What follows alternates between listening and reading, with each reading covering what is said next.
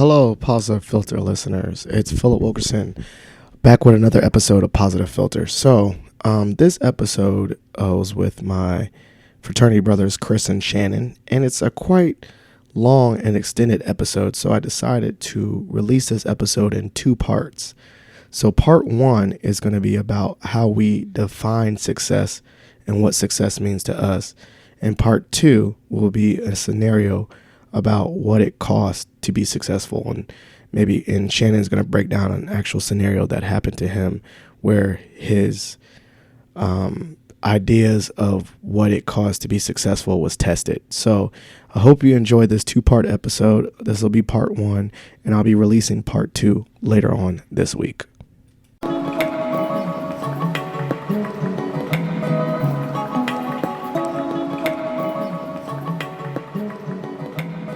Welcome to Positive Filter with your host, Philip Wilkerson, a podcast that focuses on friends, family, health, and career with a little self-help around the way.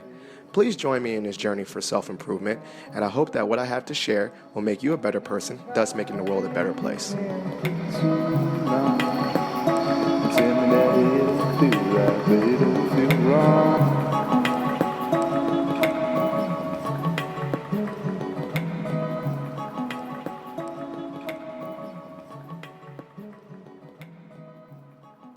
All right, here we go. We're just going to go right into it. Hello, boys and girls, listeners of the podcast.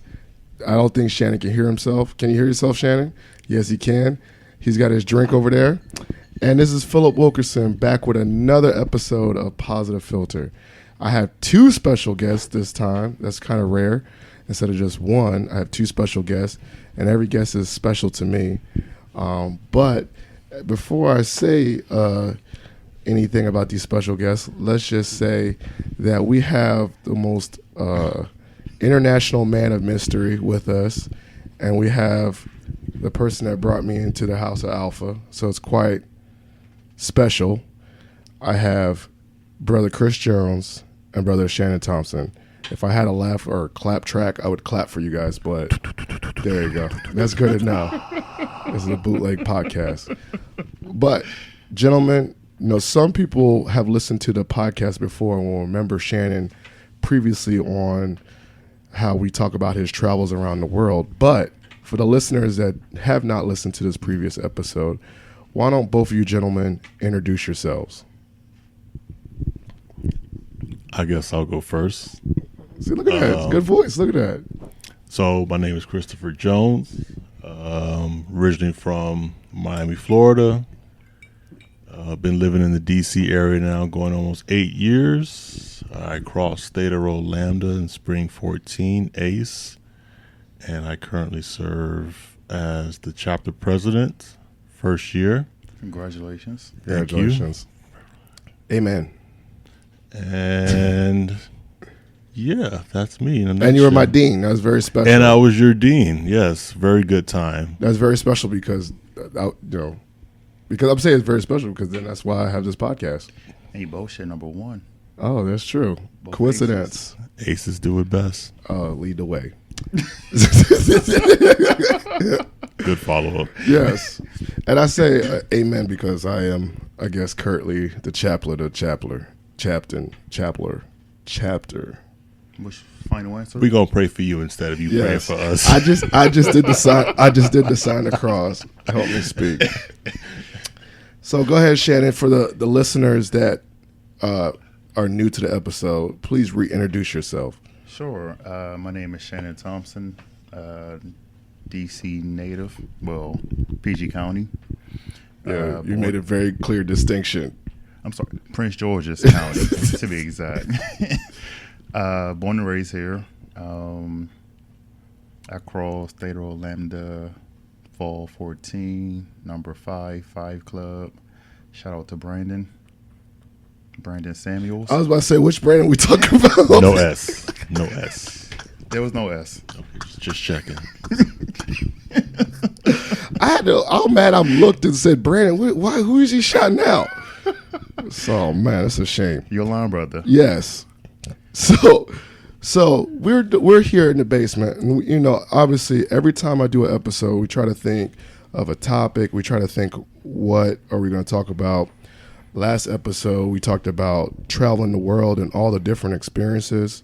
As you know, I don't know if you listen, Shannon's been in like 30-something countries out of the world. What was the percentage on Ben, the app? It's only 15%. 15% of the world. And I've 15. been to 5. And where's Chris? Where you at in percentage of the Where is world? Chris? How many percentage of the world have you seen, Chris? A positive one. It's a positive number. It's pretty up there. It's like infinity. Okay, so he's seen literally all the world. All the world. All the world. Mm-hmm. And so... I have a globe on my coffee table. Okay. That spins. And it spins, on an axis. Well, I mean, I think you have... I mean, he actually spins it and goes places. Oh. We're going to be right back. We have a commercial break.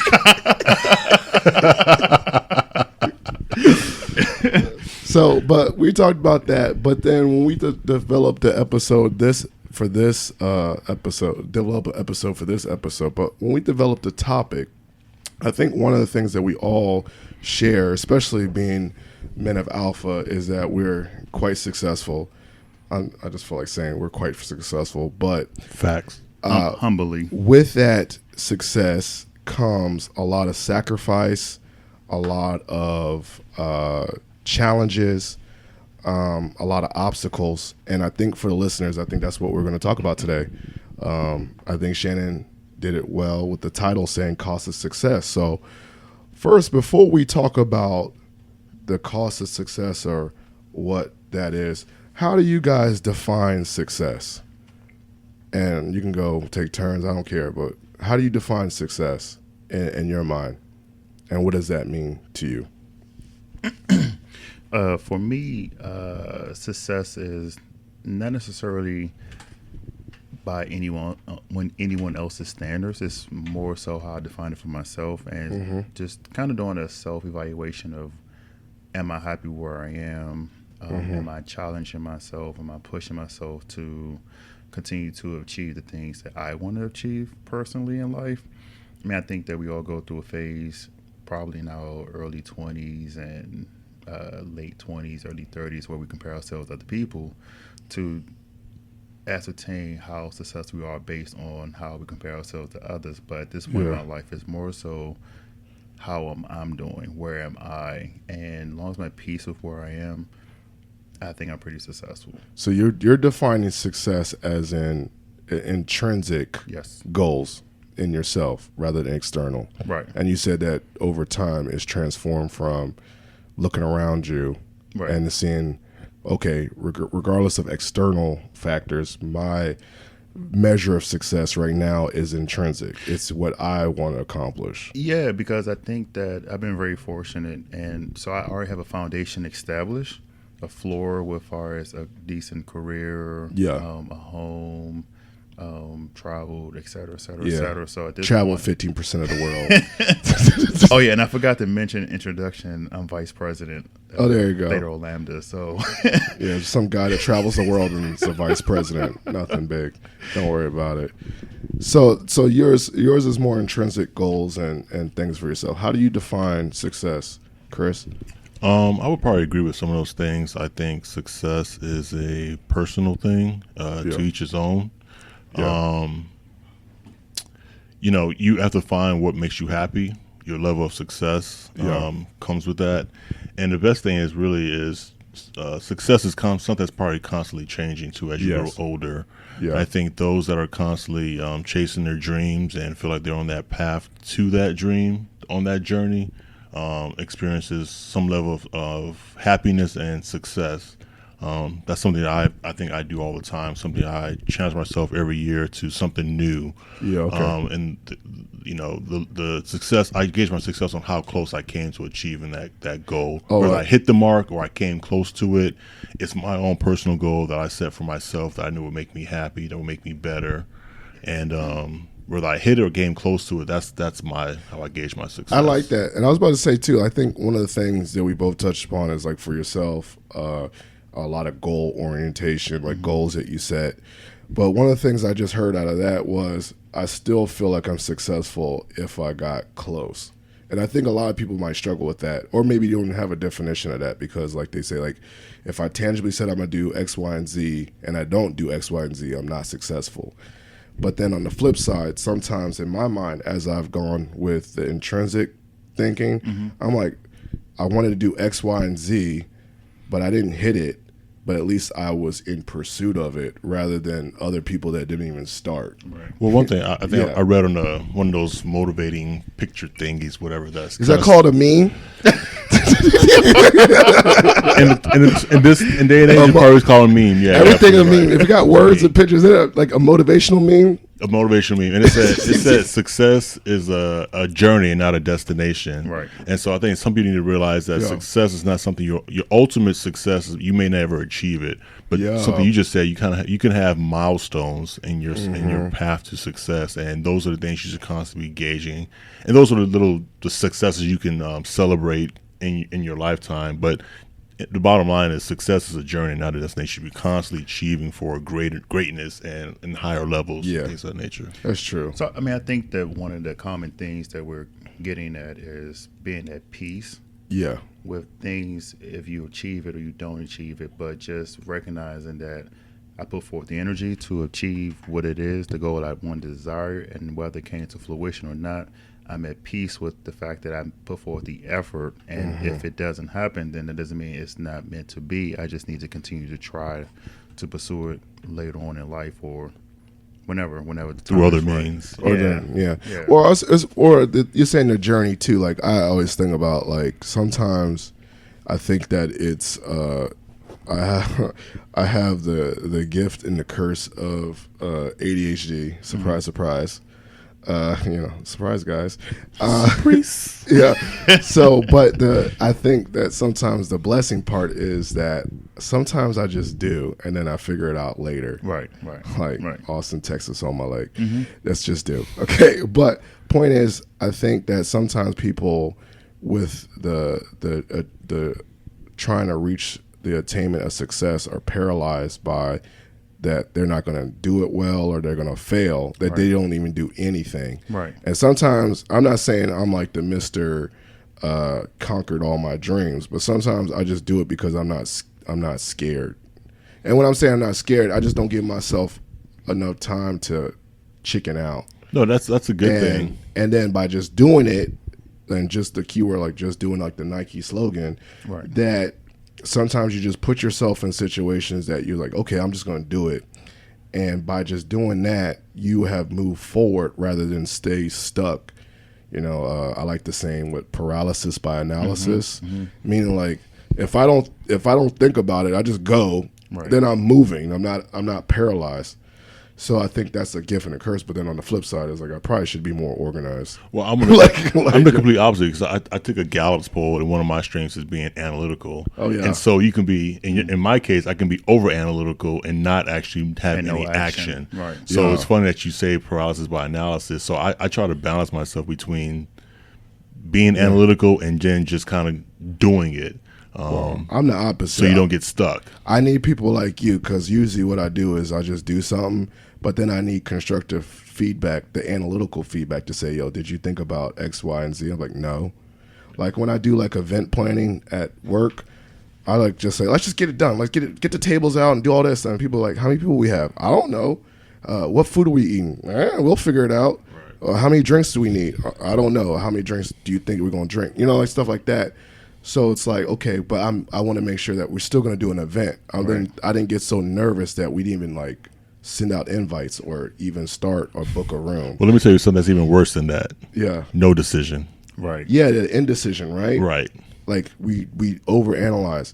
But I think, and in pulling it back to success, I think that is great that you guys had the mindset that one is intrinsic, two, I'm just going to move forward. If I get closer, I'm still moving forward. Right. So, for instance, give me a goal that you think you wanted and you didn't quite get it, but you got very close. Can y'all give me an example? Ooh. I got one. Okay, well, I mean, I recently went out for to become a project director. Okay. Sat for the interview and everything. Everyone liked me. Everything was going well, but there was one aspect of the position that wasn't quite there that they were looking for. Okay. And instead of getting the project director role, I got the deputy program manager role. So it wasn't quite what I was shooting for, but I'm happy to again made a leap forward in my career. You got a new role though. A new role. And you got it as an advancement. Correct. So you see, there you go. Right. But and I was completely content with it. I was like, okay, well, I still made a path forward. And then after that, well, then fine, I'll go for the director again and see what the outcome and then is also there. they can give you the feedback what that gap was, Exactly. and then you can address that. What about you? I mean, I think we both can easily think of other opportunities professionally that we try to pursue that just didn't work out for us. Yeah. But I think for me, I would just speak on my pursuit of alpha. I did it twice. Yeah. Many people did it twice. Did you know that? Yes, I did. Oh, okay. And I've done it twice as well. But see, mine was a little. Shout out to the Twice Club. Yeah. Yeah. Can we get a shirt? Twice as nice. But you know, so nice. I just made that up. I think that's pretty good. I'll make a shirt. John, make me a shirt. Not happening, John. Limited edition. I'll make it the limited edition twice shirt. But no, I think that for me, when the first time when I didn't make it, it was extremely humbling and humiliating. I can't say the word. Humiliating. Humiliating. Yeah, that word. Humiliating. Yeah, that word. It's been a long day. Yeah. But yeah, so I didn't take that as a no, that it was a rejection of me. It was just at that point in time, I needed to go through that period in life for a greater cause. So it was much bigger than just that moment. And so for me to be able to show face and come back around a second time and still just humble myself, it was a major growth opportunity for me. And I think ultimately it built character for me at the end. Look at you now. You're the vice president. That's right. Look at God. Started from the bottom. Look at God. Bless you both, Chaplain. Not blood us. Thank you, Chaplain. Yeah, you're welcome. No, I mean, I think that's true because I think we both use examples of failures or quote unquote failures in that moment. And then on the flip side, both failures, either one became a growth opportunity where you learn from it, or two, one was yours was a growth opportunity. Yours was, at least when I fell a little bit short, I still was advanced. So there's two ways to looking at failure. Like you said, you can look at failure as in at least one failure is a growth opportunity. I need to learn from it. Or another quote unquote failure is not really a failure because you still advance forward. For instance, I think some of the things I've done is with the podcast and thinking I'm setting numbers. I definitely, you can see right here, I set numbers and I say how many listeners and all that stuff. But at the same time, I don't have anyone else's numbers. Like I don't have someone else's podcast. I don't have Patrick's podcast or someone else's numbers. These are my numbers. Right. But then I do routinely check in and say, okay, dang, I didn't hit this. And then I say, okay, but literally when I don't hit it, I say, what did I do that I need to adjust? Do I need to, be more consistent? And I think that's what helped me in general with the podcast break that I took. It wasn't that I wasn't hitting numbers, but I felt like I wasn't growing in this space. I wasn't giving myself enough time to learn how to use this. I had this since what are you pointing to? This a Zoom. Oh yeah, right. Why am I pointing to something like this? A video podcast. That's gonna be next. That's my next goal. Hey, it's gonna video it so you can see my ugly mug. But I had this equipment. I put all this money. I bought this Zoom. I've had this for over a year and a half. But then I was still doing episodes via WebEx, and because what I was saying to myself was, this is audio equipment. I don't know how to use it. I'm just going to quit. And then I realized I need to take a break, which is, I could say, is a failure. And then I was going to learn. That's not a failure. Well, I could have said that was a failure. Air quotes. Air quotes. Oh, yeah, you can't see the air quotes, y'all. It's a very visual podcast. Just use your imagination like Peter Pan. And so what you could The boy wonder. Yeah, what you could do is I used I'm the Boy Wonder. Go ahead. Shout out. Go Isn't ahead, that like Pip. Robin from Batman? Boy Wonder, yeah. Yeah, I'm too nerdy. Y'all see, I'm like saying, I was saying before this podcast, I was dropping all kinds of nerd things, anime, cartoon references, and they were just looking at me. But point is, I had this equipment and I didn't know how to use it. And I needed to take a step back, not do something that was quote unquote my goal as in releasing an episode. So sometimes I had to sacrifice that goal to learn how to get better. So one of my goals when I first started this podcast was to be consistent and say, I'm gonna do an episode every week. But then I realized that I wasn't doing quality work. So I had to cut that goal and replace it, or usually put a goal on hold to get better. So I think like sometimes when we had that measure of success, we have goals we set, but then we have to readjust those goals. But that's okay. I mean, Yeah. people need to understand that we set. If you fail to plan, then you plan to fail. So you have to put something in place, and those plans will and sometimes have to change. Circumstances change. Yes. You change. Things change, and it's okay to change your goals, change your approaches, change your methods, and stuff like that, and reassess. So, Yeah. I mean, I think a better word to use besides change is adjust. Adjust, yeah. adaptability. Yeah. Adaptability. And so the important thing is with your goals that's on your board, when you didn't meet them, that you didn't internalize it. Like you didn't say, I'm I going to did. fail. But no, I'm saying, but you say, but Right. no, I was about to say, Shannon, thank you so much, man. You give me so much confidence. No, I internalized the hell out of that shit. Well, I was the like, moral man. of the story is the moral of the story is to not internalize internalize it, yes. when your goals aren't met. Yes. And that you take a step back that you did do. Yeah. And to reassess where you can improve some things or continue to do what you do that works. Yes. And you took your break, and now here we are recording season 2. Yes. And I actually have a microphone. Microphones. Microphones. And next goal is to actually have chairs, and then we have some mic stands. But it's okay. It's really So we Hallelujah. gonna grow. But no, really, it's And then we have my dog in the background asleep. He's like, see, that's just perfect. Your mic go off? it's back. Okay. It's going in and out. No, it's right there. No, I think it's the headphones. Yeah, Oh, but what's my point now? I forgot. internalization. Internalization. No, it was something. You were saying that internalizing the goals, readjusting, and I think like looking at it, and it's not really a failure. And then also, I think you maybe was about to say not beating yourself, like taking a step back to get growth. Yeah, that. Mm-hmm. But how would you have you had to do that recently for yourself, where you had to like pivot a goal?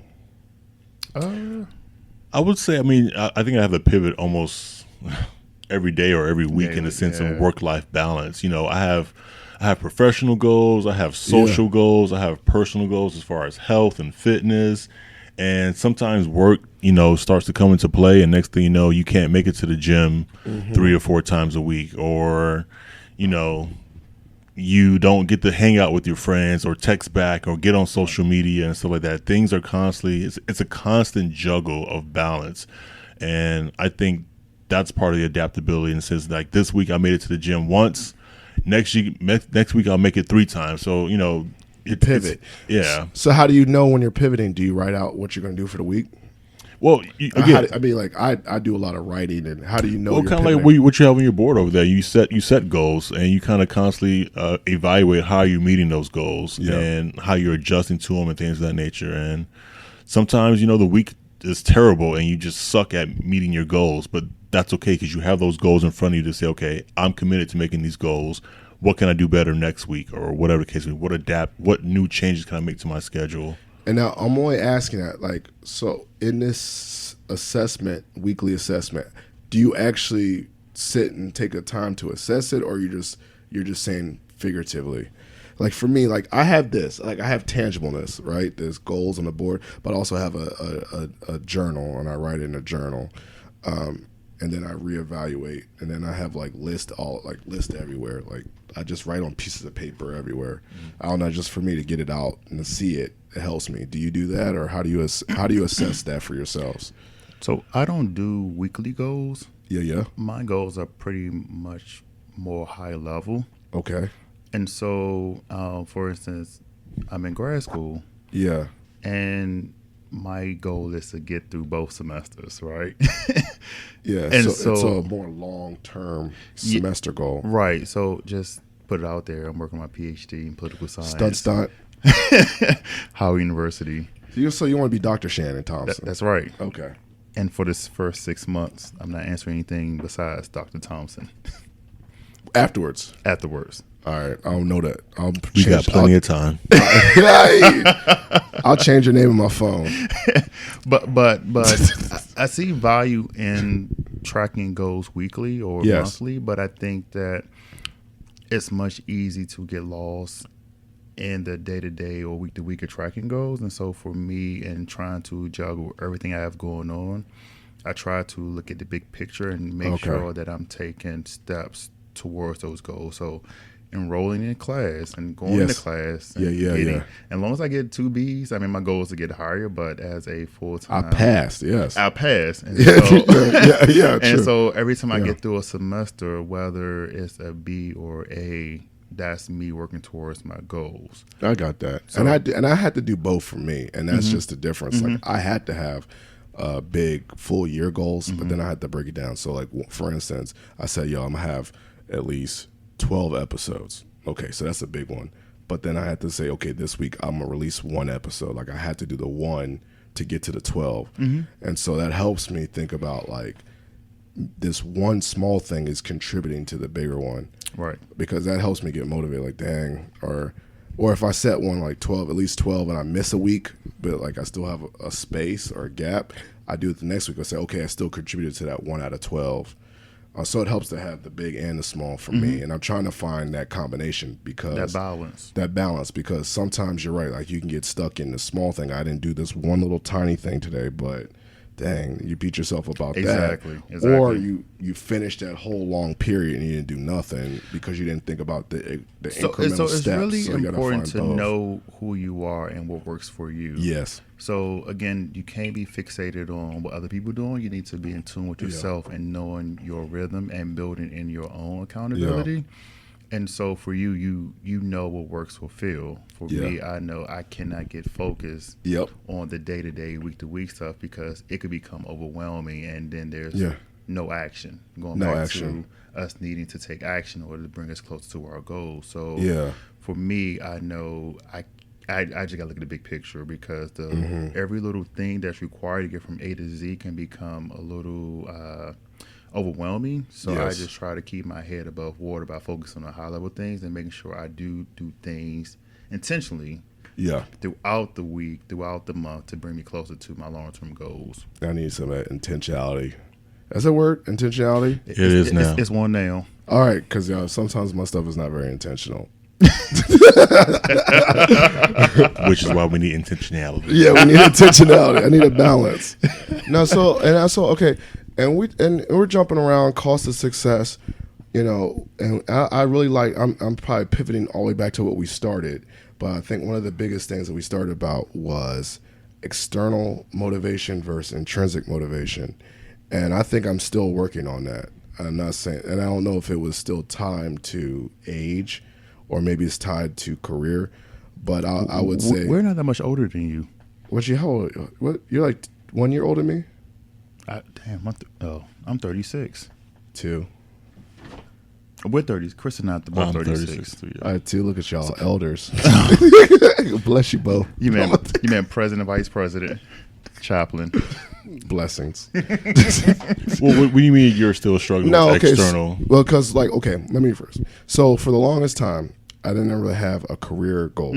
Like what I did is I just floated through my job and said, mainly I got a job to provide financially, to live in a home, to make my wife happy. It was just a job. And then as slowly but surely, thank God, I got into this career where I'm like, okay, I got into a master's program and now I know I like to work in education. So starting to have a passion for education and educating people. And then slowly but surely I was like, okay, not just education, career development, not just career development, Mason, and then coincidentally where I am right now, I'm doing it for me. I love where I'm at. I love the university I'm at. I feel like I'm finally in my wheelhouse. I feel like I'm finally contributing to a community. People like me, but that's the thing is, I just said people like me. The external, I'm getting external feedback. I'm getting awards. I'm getting accolades, which I never really got. Really, I just got like, okay, you did your job, but now I'm actually succeeding and making a name for myself. And I would say, interesting enough, externally, I think one of the things, and I'm being totally transparent, is that I have high achieving parents, both my parents. And so I've always been like, okay, what am I doing to live up to the Wilkerson name? Even though I've done a different path, I chose the right path. I didn't become a Q. I'm going to throw that out there. I didn't go into the military and become a colonel in 30 years Army service. I didn't become a doctor, but I still was like, okay, if I'm going to become a higher ed professional, I need to be like really good at it, because my parents were really good at whatever fields they were. And now I'm finally at a point, and slowly but surely saying, I really don't care about the accolades of my parents. And I say I don't care. I honor it. I respect it. I think it's great, but I got to make accolades in regards to accomplishments for myself. Paving my own name and all that stuff. But that's kind of that. I'm still in that mixture, because I still think that I have a lot of external expectations, because quite honestly, I don't think anyone really puts those on me. I don't quite honestly I don't think anyone said, oh, the pressures of success, you mean? Yeah, I don't think anyone's particularly said, oh, you're Philip Wilkerson's son, you're not doing enough. No one, I don't think anyone's actually verbalized that sentence in my entire existence of But I think that's more jobs. I think that's more of society and how we operate as Americans, that there's expectation for With the parent to kids thing? Well, just the pressures of success. Okay, And yeah, so yeah. sometimes Yeah, it yeah. comes through the form of parents, sometimes it comes Yeah. through the form of education. If Yes. you go to certain universities, there's an implication that you will be so-and-so. Yes. So Yes. I remember, for instance, I was in class and we had some other students from Georgetown University. Okay, Georgetown. And so And you were you were in University of Maryland? No, Howard University That's right. But you went to UM Maryland. for undergrad, yes. Oh, see, I'm there. I'm close enough. Nice to meet you. There you go, Shannon. I just got his number about 2 weeks ago. We already talked about that story. Thank you, Matt Johnson, finally not connecting us. Right. But Shade. here we are. Here we are. But no, so Yeah. I think my story is a little different. I didn't have the pressure of family. I didn't live up to the expectation of the Thompson Name. right? Okay. I'm the youngest, and I was the first to go the traditional route of high school to college, finish college, right? Okay. And so for me, a lot of it was just simply trial and error. Okay. Like, I really had no clue.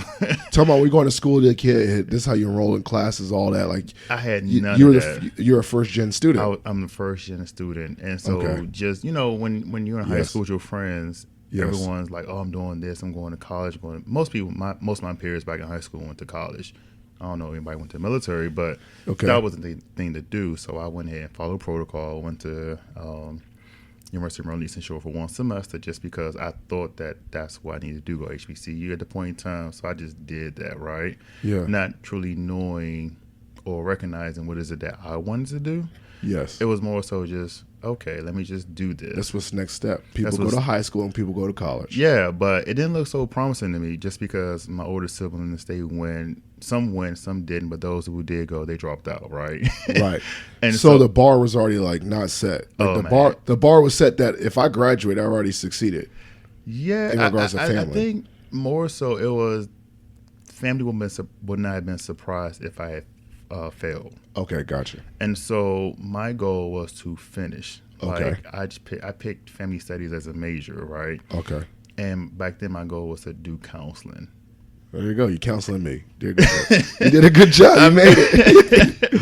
I mean, but the point is, I set a pretty low bar for myself. Okay. My goal again was just to finish, and Okay. had I known now, I knew then. Of course, I would have chose a different major, but I finished. Right. And so, in every phase of my life that I've gone through, it's been more so me just trying to figure this out. And so, I think you done an episode previously on the importance of mentorship, and so. Yeah. I can attest to the value of a mentor. I don't have one still, but I think I'm doing okay. I think I'm pretty successful without it.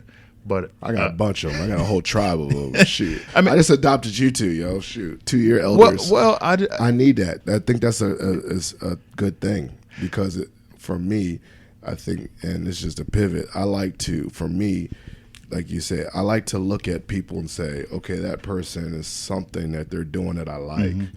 They're doing something I like.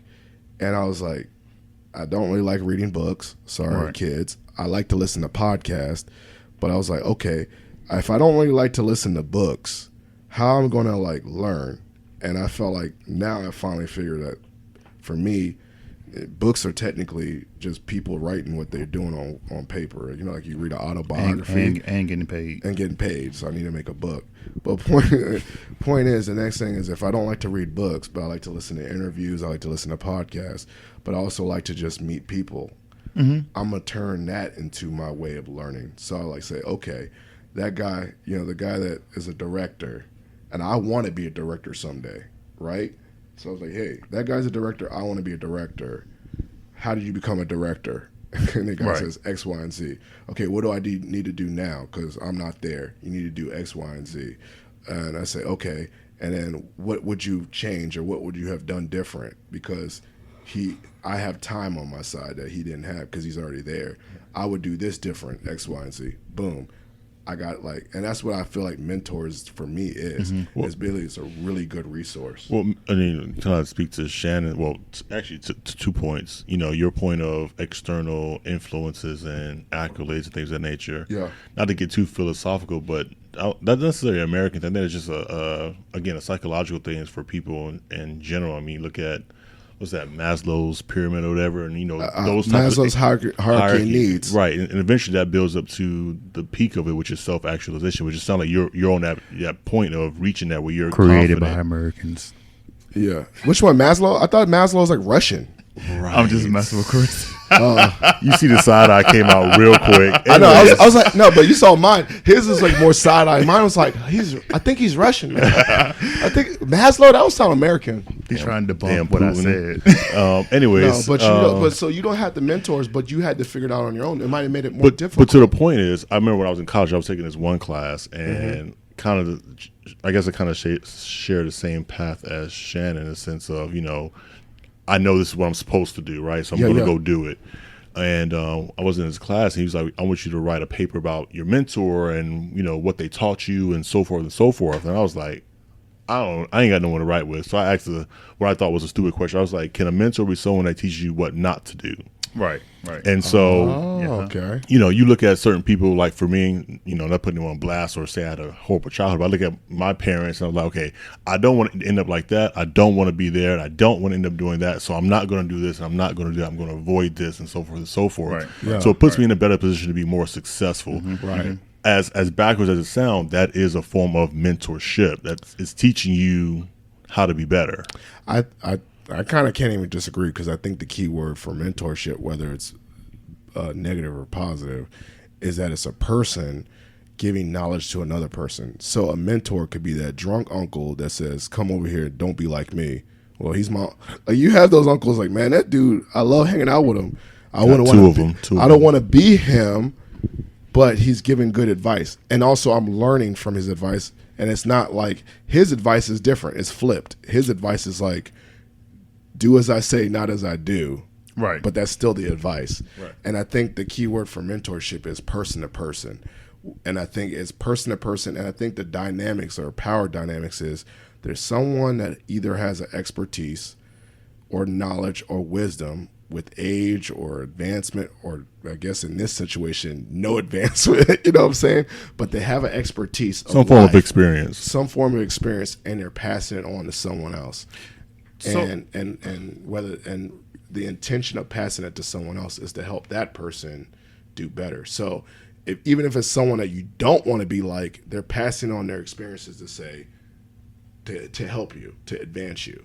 So you can have negative mentors. I don't know if that's a word or a concept, but you can have people that you don't want to be like, but mentor you. So for me, on my journey of success, right? Yeah.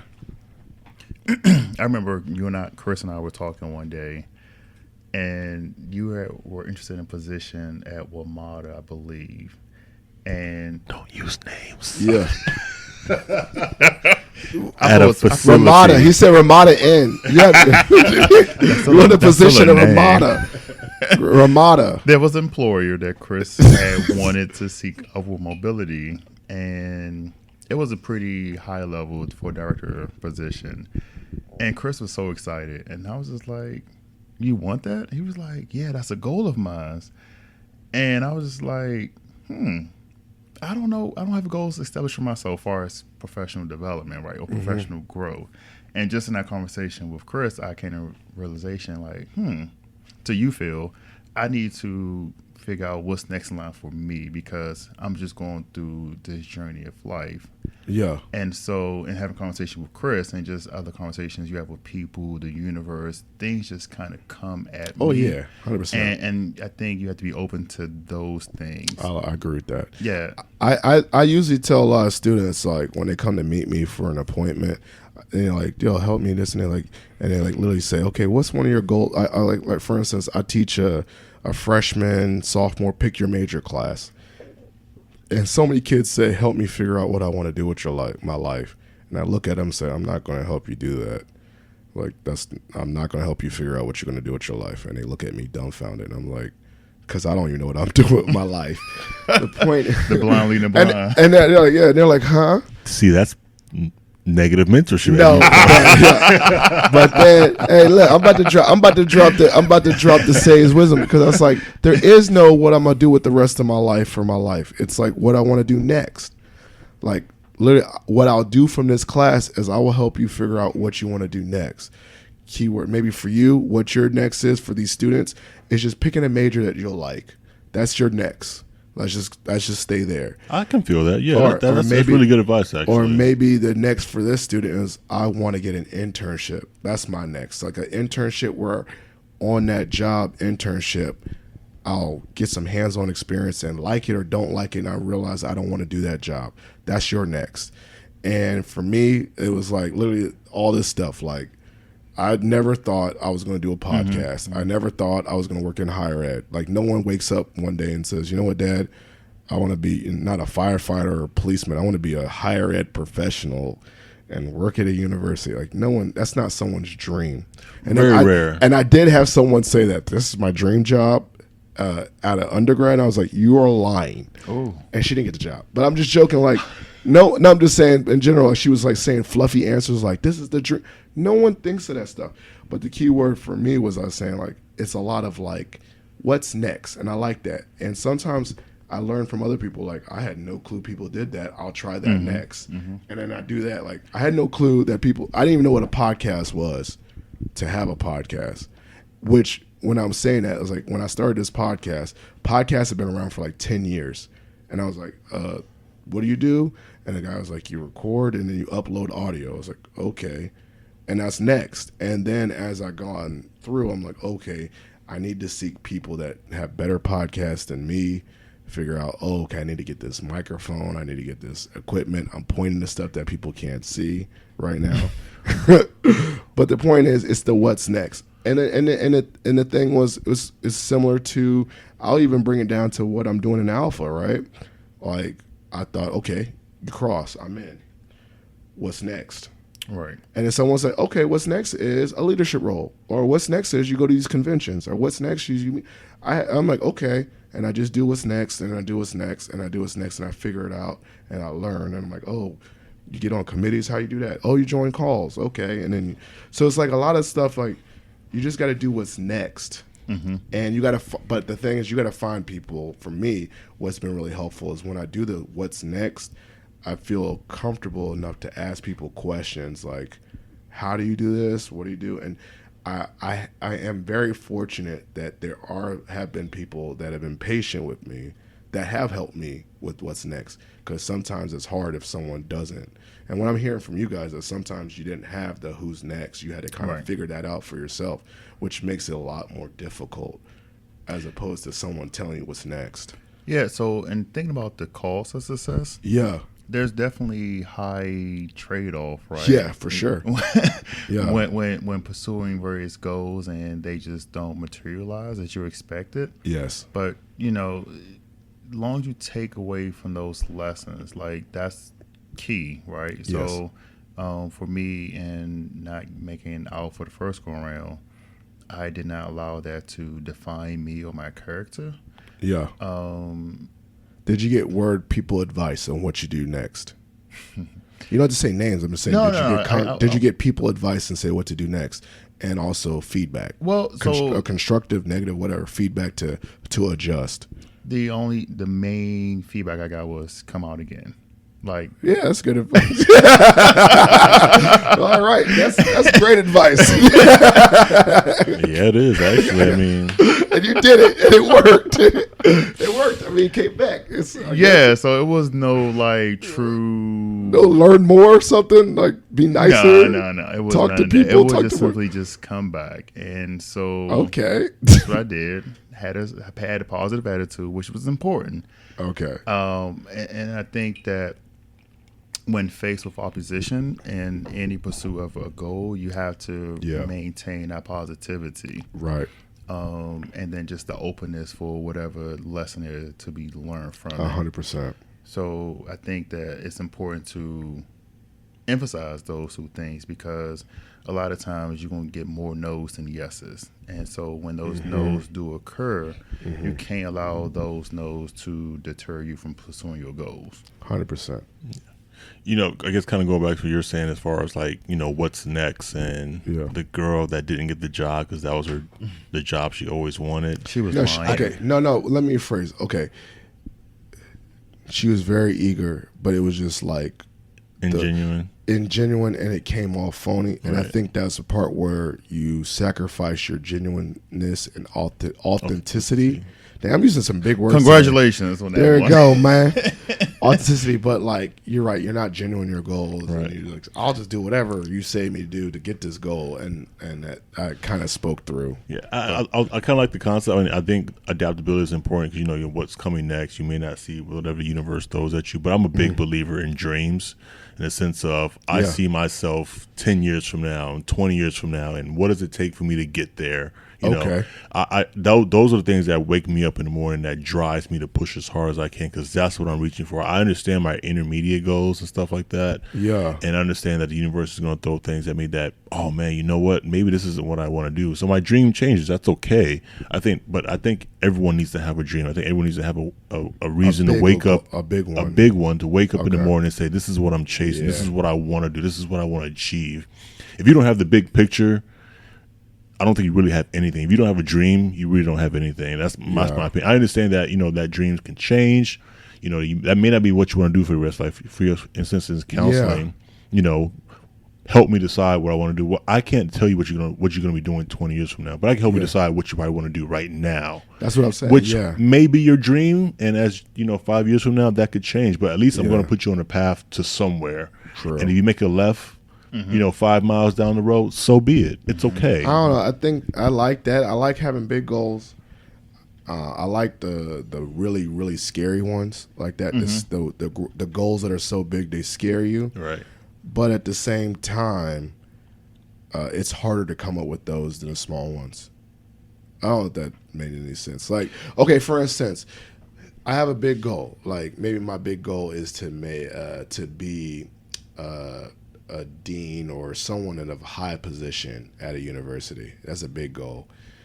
But I don't think it's as scary if I said, yo, I'm going to be the president of a university. And I don't want to, but you're saying, like, so how do you make a determination what is huge and what is, like, reasonable? Because there's somewhere out there's a guy that did say, I'm going to be a president of a university. And that's really big. I don't know. I'm just kind of So curious. there's a saying that if your dreams don't scare you, then you're not dreaming big enough. Right.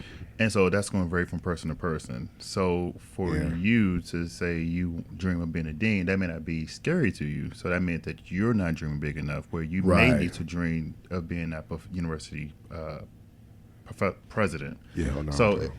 I'm not, No, I'm already saying no. You know, we see a lot. I might be speaking into existence for you. No, don't say that, man. Hell no. I don't want to. I told you already. I went to Vegas. I was like, take me home. There's too many people, which is crazy to say, like Mr. Extrovert. But I get what you're saying though. If it doesn't excite you, Right. it doesn't get you excited. So I need to. I'm finding the goals that do excite me a lot. Maybe they're not scary, but they give me a lot of excitement. Well, you're not dreaming big enough. I don't know. I gotta think of one. See, I got these little tiny goals, but I gotta think of a bigger one. I don't know. I'll come back to you because I got to think one. But that's why they're called a dream too. At the same Yeah. time, they're supposed to be scary. They're supposed to be challenging. Yeah. Sometimes they're even almost impossible to achieve at some Yeah. point. But again, they just Right. put you on this path to constantly grow and be better and do better and just that constant upward mobility to be a better person. So True. And then people actually do those crazy things too. They're like, did they actually think they're going to do that? And they did it. So, Right, that's the crazy there's part, people- right? There's people that had the craziest dreams, and the Bama's on the moon. Like, Right, like, right, how did, right. how did it? Like, did he dream about going on a moon? Looking at the sky, he's on the moon. I mean, some of the things that we have in existence in the world today were dreams. I mean, we Right, have 100%. self-driving cars, completely electric cars. I mean, Yes. we can fly now to the moon. I mean, it's all the things that we have in today's world were dreams at some point in time, and now they're reality. Right. And the crazy, but here's the, and it's not the negative filter or positive whatever, but it's sometimes it's a hard balance because, like, let's say, and this is a deeper thinking that was it Leonardo da Vinci or something, whatever. He had books and sketches in his book of airplanes. Helicopters, Everything. everything. He had the dreams, but he died, and they didn't. The Wright brothers are the person that flew the plane or something, right? So it's crazy to think like, okay, I have these crazy dreams. And I have these dreams that may come true, but they're gonna come true without me. You know what I'm saying? Like, and I think, but the thing is, though, I could take it back and make it a positive thing. Is that I have these big dreams that I'll contribute to. And maybe someone else can take the torch and accomplish it for me. But at least I set the foundation. Because now we're still going to give Leonardo da Vinci some credit for that sketchbook. So I don't know. Maybe that's what it is too. Like, chase these big dreams.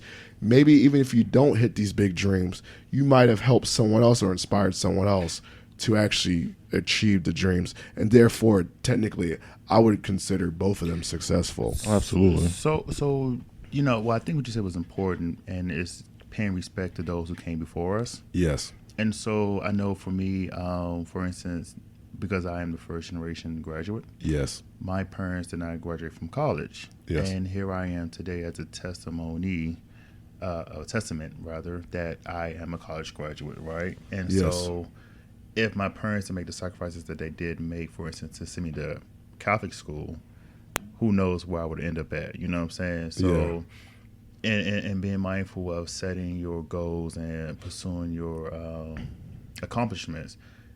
To your point, you may not see the manifestation of it today, but Right. your offsprings may reap the benefit of Right. what you sowed for today. So maybe a dream of maybe your parents was a college education and maybe they didn't fulfill it, but you're doing it and they gave you the tools to do it. And I thought about that too. I thought about, like, I do want my kids to be next level. So I always Right. think about that, like, okay, I know my kids are going to be way better than me. I always had that vision of my And it's children. something- they supposed and to. So, and I think that whatever foundation I lay now, hopefully lets them be better than me, whether it's smarter or whatever, faster or stronger, whatever.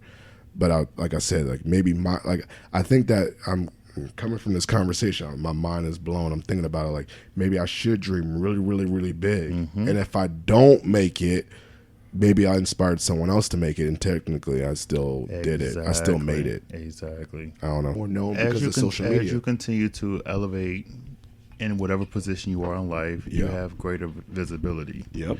And that brings greater scrutiny. Yeah.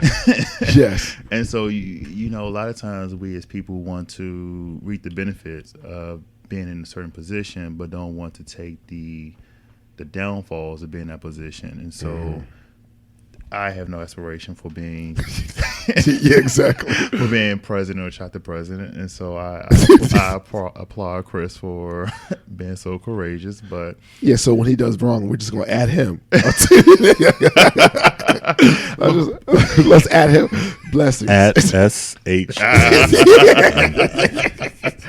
But that comes along with Yeah. being the president, Yes, right? it does. You're the face. The more you, and also, I mean, there's another cost too, and I've learned another cost is as you go up a ladder or hierarchy, you get less and less involved with what you wanted to do. For instance, I'm just going to say, if you're a school teacher and you love working with the kids, if you move up in the ladder to become a principal, you move up to be a superintendent, you're more working at a system level and you don't get to see the kids as much, right? And for higher ed, I work with kids one-on-one all the time. But as you go up to the dean or the president, you're literally just doing the big macro stuff and you don't get to interact with the kids or you're not on the street no more, or the figurative street, or No, we got you. or university. You're not land. selling. In the crack. You're selling crack. You're selling it. You're down on the street selling the crack. What's interesting is Yeah. I think I was having a conversation with someone at work or something. They were saying that they want to make decisions that people are going to like them or whatever the case may be. Oh, yes. And I'm like, Oh, yes. you can't think of that sense. You have to think of your decision has to be based on ethics and what you feel is right. And Yep. no decision, as Shannon was saying, as you get up higher, you're going to have more scrutiny. And some of your decision is going to be liked by everyone, but you have to be able to stand back and say, I made a decision or I made that statement based on my true beliefs and where I'm at and stuff like that, and I stand behind them. You don't agree with it, that's okay. We can have a conversation And about based it. on information that you had. That sounds real political right there. Yeah. But yes, Political science. We can go there as well. That's the future Dr. Thompson. And to your point, as far as as you get higher level in education, you get more separated from the kids. But success again is that intrinsic, innate thing. Your success doesn't mean necessarily going to AP or principal. It could be staying right where you are and making that fantastic. You can be the most fantastic. You just develop this process or procedure to really instill in kids knowledge. That is a whole nother level of success at the same level at which you're at, but you're performing now at a whole new level. Right. So a success, again, isn't necessarily about the title or. Thank you for listening to Positive Filter, a podcast that focuses on family, friends, career, with a little self-help along the way. If you enjoyed this podcast, please share it with your family and friends, and like the Facebook page, Spreading Positivity of Movement. Thanks for listening.